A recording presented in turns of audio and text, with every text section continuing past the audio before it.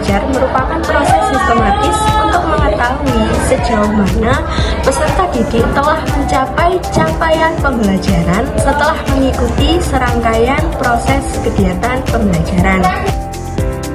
Dalam konteks pendidikan modern, khususnya pada kurikulum merdeka, penilaian tidak hanya berfokus pada konsep kognitif atau pengetahuan, melainkan juga tergantung pada sikap dan keterampilan peserta didik.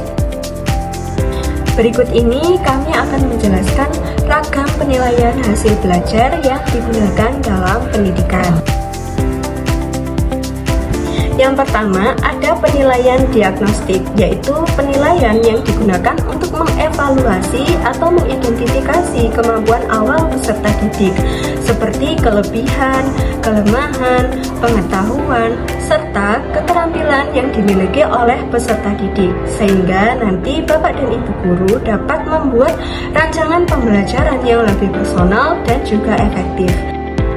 Nah, contohnya bisa dilakukan seperti pretest atau tanya jawab mengenai materi awal dan juga observasi mengenai kesiapan belajar peserta didik.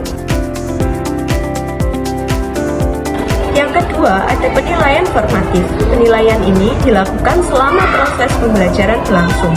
Tujuannya adalah untuk memantau kemajuan peserta didik dalam belajar dan memperbaiki strategi pembelajaran serta memberikan umpan balik terhadap guru dan siswa. Ciri-cirinya dilakukan secara terus-menerus, berfokus pada proses bukan hanya hasil, dan adanya feedback atau umpan balik. Contohnya mungkin bisa dilakukan dengan kuis singkat atau portofolio perkembangan siswa. Yang ketiga, ada penilaian sumatif, yaitu evaluasi yang dilakukan pada akhir periode pembelajaran. Ciri-cirinya yaitu dilaksanakan pada akhir satuan pembelajaran, berfokus pada hasil bukan proses, dan digunakan untuk laporan nilai atau kenaikan kelas. Contohnya ulangan akhir atau ulangan semester atau proyek akhir siswa. Baik, melanjutkan penjelasan sebelumnya yaitu tentang ragam penilaian hasil belajar.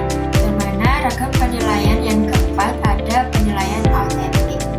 Penilaian ini bertujuan mengukur kemampuan peserta didik dalam situasi nyata yang relevan dengan kehidupan sehari-hari, bukan hanya sekedar kemampuan untuk menjawab soal.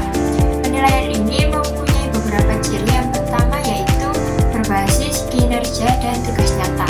Yang kedua, melibatkan proses berpikir tingkat tinggi atau high order thinking skill. Dan yang terakhir yaitu menghubungkan pengetahuan, sikap, dan keterampilan. Contohnya yaitu penilaian pada proyek riset kecil, praktik presentasi lisan, dan analisis teks atau karya seni. Adapun ragam penilaian yang kelima yaitu penilaian diri. Penilaian ini bertujuan memberi kesempatan kepada siswa untuk mengevaluasi kemampuan dan proses belajarnya sendiri, melatih refleksi dan tanggung jawab. Penilaian ini bermanfaat untuk mendorong metakognisi atau kesadaran berpikir dan tanggung jawab dalam belajar. Contohnya seperti jurnal refleksi belajar, daftar cek kemampuan diri, dan formulir evaluasi mandiri.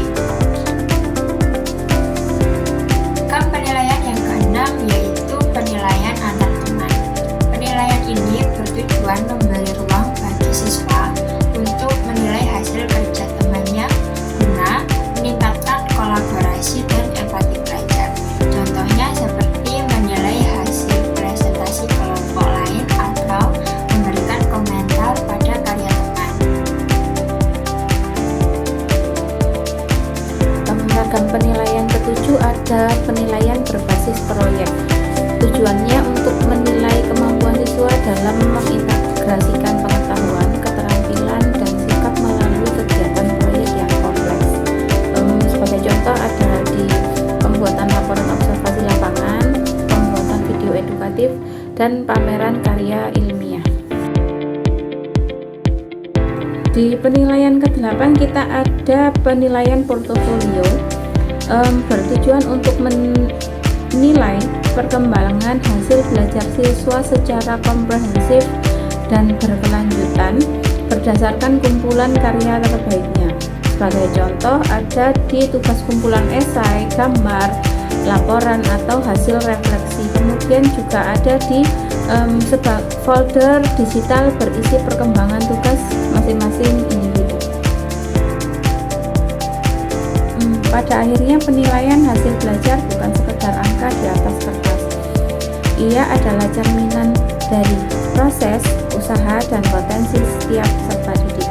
Dari penilaian diagnostik yang membuka awal perjalanan, formatif yang menuntun langkah perbaikan, sumatif yang menegaskan capaian, hingga autentik yang menguji penerapan nyata di kehidupan.